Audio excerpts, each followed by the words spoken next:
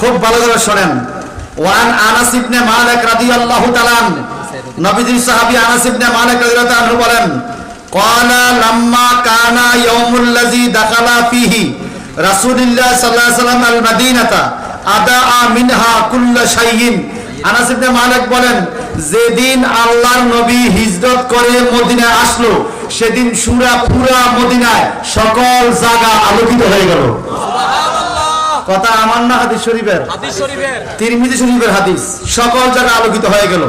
এরপর আনাস ইবনে মালিক বলেন, ফালাম্মা কানা ইয়াউমুল লাযী মাতা ফীহি, যেদিন নবীজি দুনিয়া থেকে পর্দা করলেন, ইন্তেকাল হলো, আসলামু মিনহা কুল্লু শাইইন, সেদিন মনে হয় মদিনা পুরাটা আবার অন্ধকার হয়ে গেল।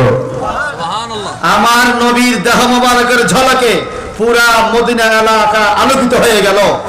আর কালা আবু ঈসা বলেন, হাযা হাদিসুন সহিহুন, এই হাদিসটা হলো বিশুদ্ধ হাদিস। জোরে বলবেন না সুবহানাল্লাহ। এই হাদিসটি কি হাদিস? বিশুদ্ধ হাদিস, বিশুদ্ধ এবং সহিহ হাদিস। এবার আসুন, কিয়ামত সম্বন্ধে একটু বলার জন্য আমাকে বলেছে 5 মিনিট না বললেই নয়। আপনাদের বেশি কষ্ট হচ্ছে? কিয়ামত আছে না নাই? দূরে না কাছে? কত কাছে? আপনি এখন বললে আপনার আউয়াল কিয়ামত শুরু হবে। রাসূল পাক সাল্লাল্লাহু আলাইহি ওয়াসাল্লামের সাহাবী হযরত আবু সাঈদ খুদরি রাদিয়াল্লাহু তাআলা আনহু বলেন, ক্বালা রাসূলুল্লাহ সাল্লাল্লাহু আলাইহি ওয়াসাল্লাম, আল্লাহর হাবিব নিজে ঘোষণা দিয়েছেন, তিরমিজি শরীফের 3615 নম্বর হাদিস, নবীজি বলেন, আনা সাইয়্যিদু ওয়ালিদ আদম ইয়াউমুল কিয়ামা লা ফাখারা। চিৎকার দিবেন সুবহানাল্লাহ।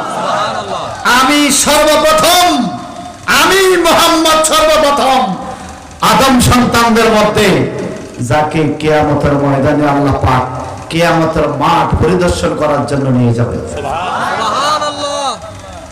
আমরা অনেক সময় একটা প্রোগ্রাম, এই প্রোগ্রামটা হয়েছে, সভাপতি সাহেব এসে দেখছে স্টেজ ঠিক আছে কিনা, মাঠ ঠিক আছে কিনা, পরিবেশ সুন্দর হয়েছে কিনা, ঠিক কিনা। আল্লাহ পাক কিয়ামত সাজাবে কেন? আচ্ছা, আমরা যে গুনাহ করছি আল্লাহর কি হিসাব নাই?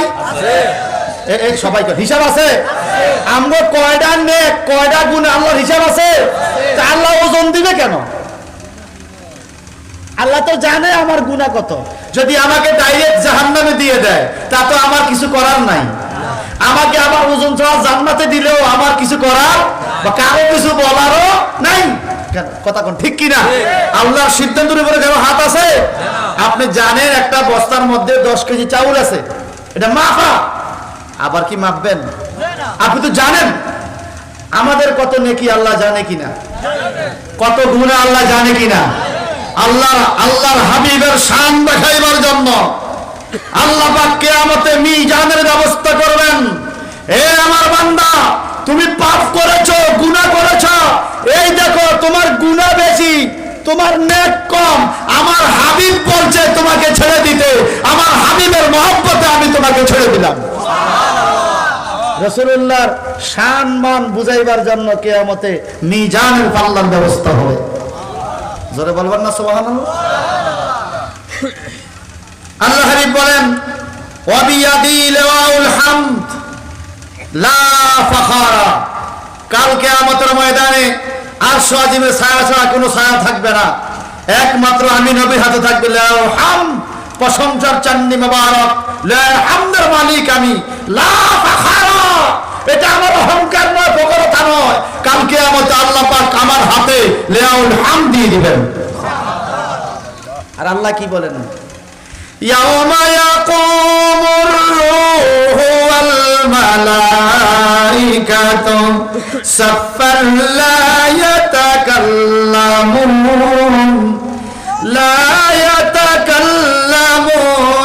ইল্লা মান আযিনা লাহুর রাহমানু ওয়া ক্বালা সাওয়াবা। আমার কাল কিয়ামতের ময়দানে ইয়াউমা ইয়াকুমুর রূহু ওয়াল মালাইকাতু সাফফা, সমস্ত ফেরেশতারা কাতারে দাঁড়িয়ে থাকবে, সমস্ত মুমিনরা কাতারে দাঁড়িয়ে থাকবে। লা ইয়াতাকাল্লামুন, কেউ সেদিন কথা বলতে পারবে না, জিব্রাইল ফেরেশতা পর্যন্ত কথা বলবে না, কোন নবীরা কথা বলতে পারবে না।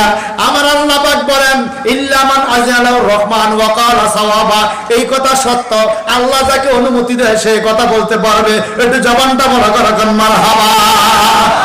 অনুমতি কাকে দেওয়া হবে, কে অনুমতি পাবে? আমার নবীজি বলেন সর্বপ্রথম আমি নবী অনুমতি পাবো আল্লাহর সাথে কথা বলার। এই দুনিয়ার থেকে অনুমতি প্রাপ্ত আমি সর্বপ্রথম আল্লাহর সাথে কথা বলবো। আর এই আয়াতে তার কালিমার তাফসীর পড়ে দেখি ইমাম জালালউদ্দিন মুহাল্লি বলেন আল মুমিনু ওয়াল মালায়েকা, কিছু গেজেটেড মুমিন, গেজেটেড ফেরেশতা আল্লাহর সাথে কথা বলতে পারবে, মানুষের জন্য সুপারিশ করবে। আমার নবীজি বলেন ওয়ামা মিন নাবী ইয়াউমাইযিন আদামা ফামান সিয়াহু ইল্লা তাহাতা লিওয়াইন, সেদিন আদম নবী থেকে শুরু করে সমস্ত নবীরা আমার কাছে লেয়া হামদের কাছে আসবে আশ্রয়ের জন্য। আর ওয়ানা আউয়ালু মান তানশাক্কু আনহুল আরাদু ওয়ালা ফাখারা, সুবহানাল্লাহ বলেন, আমি প্রথম যার জন্য প্রথম জমিনটা খোলা হবে, আমি প্রথম কিয়ামতের ময়দান পরিদর্শনে যাব। একটু জোরে বলবেন না সুবহানাল্লাহ। আর এই হাদিসটা সহিহ এবং বিশুদ্ধ হাদিস। রাসূল পাক সাল্লাল্লাহু আলাইহি সাল্লাম নিজের জবান মোবারক দিয়ে বলেন তোমরা কে কোথায় আছো, যখন ইজা সামিতুমুল মুয়াজ্জিনা, যখন মুয়াজ্জিন সাহেব আযান দিবে, ফাকুলু মিসলা মা ইয়াকুল, মুয়াজ্জিন যেভাবে বলে তোমরা সেভাবে আযানের জবাব দিবে। সুম্মা সাল্লু আলাইহি, এরপরে আযান শেষ হয়ে গেলে আমি নবীর উপরে সালাতু সালাম দুরূদ শরীফ পড়বে। মান সাল্লা আলাইহি সালাতান সাল্লাল্লাহু আলাইহি সাল্লাম বিহা আশারা, যেই ব্যক্তি আযানের পরে আমি নবীর উপর দুরূদ শরীফ পড়ে সেই ব্যক্তি একবার দুরূদের কারণে 10টা নেকি পাবে। সুবহানাল্লাহ, একটু জোরে বলেন সুবহানাল্লাহ। এটা নিয়ে যদি দ্বন্দ্ব হয়, আযানের আগে পরে দুরূদ শরীফ যদি দ্বন্দ্ব হয়, যদি কেউ নিষেধ করে, বুঝবেন তার ঈমানের মধ্যে প্রবলেম আছে। এই কথা কোন ঠিক কিনা? আমি তিরমিজি শরীফের হাদিস বলছি। এরপরে নবীজি বলেন সুম্মা সাল্লু ইলা রাসূলিল্লাহ, তোমরা আমার কাছে উসিলা তালাশ করো, উসিলা তালাশ করো। ফাইন্নাহা মুনজিলাতুন ফিল জান্নাহ, তোমরা কি জানো উসিলা কি? সাহাবা কেরাম বলল ইয়া রাসূলুল্লাহ মাল উসিলা, উসিলাটা কি? আমাদের এবার ফাইন্নাহা মুনজিলাতুন ফিল জান্নাহ, উসিলা হলো জান্নাতের একটা মঞ্জিল। আপনারা অনেকে লেখেন না তারেক মঞ্জিল, গাউস মঞ্জিল, কুদ্দুস মঞ্জিল। মঞ্জিল মানে বাড়ি, এরিয়া, এলাকা। নবীজির নামে উসিলা দিলে জান্নাতের মধ্যে বাড়ি তৈরি হয়। আর জোরে আর মহব্বতে আমরা সেই নবীর উসিলা দিয়ে জন্য দোয়া করি। ভাইয়া আমার নবীজি বলেন যে ব্যক্তি আমার উসিলা দিবে লা তানবাগি ইল্লা লিআবদি মিন ইবাদিহিল্লাহ আরজুনা আন আকুনা আনা হুয়া, আমি নবীর উসিলা দিবে, আমি নবী তার জন্য সুপারিশ করব। ওয়ামান সানা লি ওয়াসিলাতা হাল্লাত আলাইহি শাফাআতা, যেই ব্যক্তি আযানের পরে দোয়ার মধ্যে আমার উসিলাকে রাখবে, আমরা বলি না ওয়ারজুকনা শাফাআতাহু ইয়াউমাল কিয়ামা, বলি কিনা? নবীর শাফায়াতের উসিলা যে দিবে, নবীজি বলেন হাল্লাত আলাইহি শাফাআ, তার জন্য কিয়ামতে আমার সুপারিশ ওয়াজিব থাকবে। আমার দেশের কিছু ছদ্মবেশী মুলবি সাহেব ইদানিং আযানের মধ্যে নবীর শাফায়াতের কথা বলতে চায় না। আপনারা মাদ্রাসা দিয়েছেন, আজকে আমার মনটা খুব ভালো লাগছে। আপনাদের মাদ্রাসা ছাত্ররা একটা ছোট বাচ্চা 10টা হাদিস মুখস্থ বলছে। আমার দেশে অনেক বক্তারাও ওদের মধ্যে 10টা হাদিস বলেন, 25টার মধ্যে মুখস্থ হয়ে গেছে। অনেক বক্তারাও 10টা হাদিস ভালো করে পারে না। কথা কোন ঠিক কিনা? 10টা হাদিস মুখস্থ বলেছে, আরেকজন জানাজা শিখাইছে। আমার দেশের মধ্যে জানাজা নিহত ঝামেলা শুরু হয়েছে। এই কথা কোন ঠিক কিনা? মানুষ মরে গেছে, একটু দোয়া করবে, তারে বেদের বেলার মধ্যে চেহিতে কো না যায় আছে কিনা বলেন? হায় হায় হায়, আমি এখন দূরে না কাছে? আপনাদের কাছেই তো। এই আকীদা সংক্রান্ত বিষয়ে যে ঝামেলা করবে, আস্তে একটা রিক্সা উঠে যাবে, একটু চা খাই ডুমুরে মাদ্রাসা যাই, ওখানে গেলে আপনারা চা খাওয়াইতে নিবেন, আমি দধি খাওয়াবো। দধি খাওয়ায় কিতাব খুললে বাইরে দেবো, বন্ধু বন্ধু গো, এই দেখো দলিল। এই কথা কোন ঠিক কিনা? পারবেন না? পারবেন না? জুলুসের বিরুদ্ধে বলবে, মিলাদ কিয়ামের বিরুদ্ধে বলবে, দুরূদের বিরুদ্ধে বলবে, সুন্নাতের বিরুদ্ধে বলবে, মাযহাব বিল্লাতের বিরুদ্ধে বলবে। দোস্ত কইবেন, বন্ধু কইবেন, আইও আমি বাড়া দিব, গাছে মাদ্রাসা যাই, দেখি হুজুররা কি কয়, দেখি হুজুরের কাছে দলিল আছে কিনা। আমরা প্রমাণ করে ছাড়বো আহলে সুন্নাত ওয়াল জামাতের যতটা আমল, প্রত্যেকটা আমল দলিল সম্বলিত। বিনা দলিলে কাজ আমরা করি না। সালাম সালাম হাজার সালাম হাফিজি হুজুরের চরণে। শুনছেন না? ওরে ভাই রে ভাই, বেগুন মিলি দাঁড়ায় হাফিজি হুজুরে সালাম দিছে, কোনো ফতোয়া নাই। আমার নবীকে দাঁড়ায় সালাম দিয়ে তোমার ফতোয়া, মৌলভী সাহেব আইও গাছিয়া মাদ্রাসায়। এই কথা কোন ঠিক কিনা? আইও তোমার বুঝাও দেওয়া হইব। বলেন।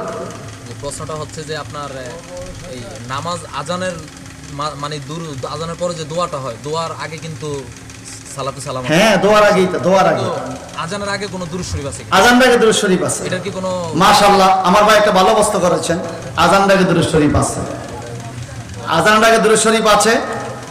আজানের আগে আপনি দুরূদ শরীফ সালাতু সালাম পড়া মুস্তাহাব। এটা মুস্তাহাব। সাল্লু আলাইহি ওয়া সাল্লিমু তাসলিমা, এই আয়াতের তাফসীরের মধ্যে পাইছি এটা মুস্তাহাব। তবে আজানের আগে আমাদের দেশে আরো কিছু কাজ মানুষে করে যেগুলো আমাদের কোনো কিতাবে নাই। যেমন আমি দিয়ে একটা আপনাকে বলি, আল্লাহু আকবার, আগে টোমা দিছে। পৃথিবীর কোনো কিতাবে দেখাইতে পারো না সাহাবীরা আজানের আগে এরকম করছে। কেন করছে বলবেন? মাইক চালু দেওয়ার জন্য। ঠিক আছে, রাইট। আমার নবীর আমার মাইক ছিল না, এখন তো মাইক হয়েছে। ঠিক আছে, এটা ভালো কাজ করছেন, মাইক চালু দিয়েছেন। অনেকে আল্লাহু আকবার, গলা ক্লিয়ার হয়েছে কিনা, মাইক চালু হয়েছে কিনা এটা নিশ্চিত হওয়ার জন্য এটা করে। ঠিক কিনা বলেন? অনেকে আবার কি করে, হ্যালো মাইক্রোফোন টেস্টিং, এ কথা কয় কিনা?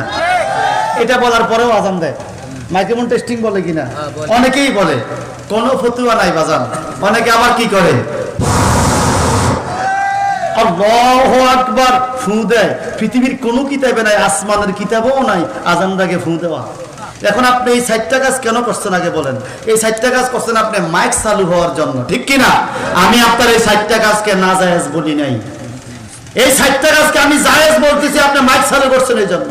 কিন্তু এই 60টা কাজ থেকে আরো গুরুত্বপূর্ণ একটা কাজ আছে, যেই কাজটা করলে মাইক চালু হয়েছে কিনা নিশ্চিত হওয়া যাবে, 10টা নেকি পাওয়া যাবে, 10টা গুনাহ মাফ হবে, 10টা মর্যাদা বেড়ে যাবে। ওই 60টা কাজ হলো, ওই কাজটা হলো আসসালাতু ওয়াসসালামু আলাইকা ইয়া রাসূলুল্লাহ। এটা বলে যদি আপনি মাইকটাও চালু করলেন, সওয়াবও পাইলেন, গুনাহ মাফ হলো, তাতে অসুবিধা কি? যার অসুবিধা মনে হয় তার রাসূলের সাথে দুশমনী আছে। হেলোর সাথে নাই, ফুলের সাথে নাই, তোমার সাথে নাই, হ্যাঁ এর সাথে দুশমনী নাই। এই কথা কোন ঠিক কিনা? আল্লাহ বুঝার তৌফিক দেন, জোরে বলেন আমিন। এবার আপনারা বলেন, এই মাদ্রাসার ছাত্ররা যে দোয়া পড়ছে, দোয়ার মধ্যে বরকত হয়েছে কিনা? জানাজার দোয়া পড়ছে, আল্লাহ কবুল করুক, আমিন বলেন। এই ছাত্ররা এই মাদ্রাসা লেখাপড়া, কতজন ছাত্র ভাই? 60-এর উপরে ছাত্র আছে। ওদেরকে কোরআন শরীফ পড়ায়, হাদিস শরীফ পড়ায়। শিশু শ্রেণীতে মেয়েরাও আছে। মনে রাখবেন, বিশুদ্ধভাবে কোরআন পাঠকারী আল্লাহর মাহবুব বান্দা হয়ে যায়। মারহাবা বলেন। যখন কোরআন তেলাওয়াত করে তার মা বাবার কবরে এই কোরআন তেলাওয়াতের বরকত ফুসতে থাকে, মা বাবার কবর আযাব মাফ হয়ে যায়। এজন্য 10 মিনিটের মধ্যে আমি আপনাদের কাছে মাদ্রাসার জন্য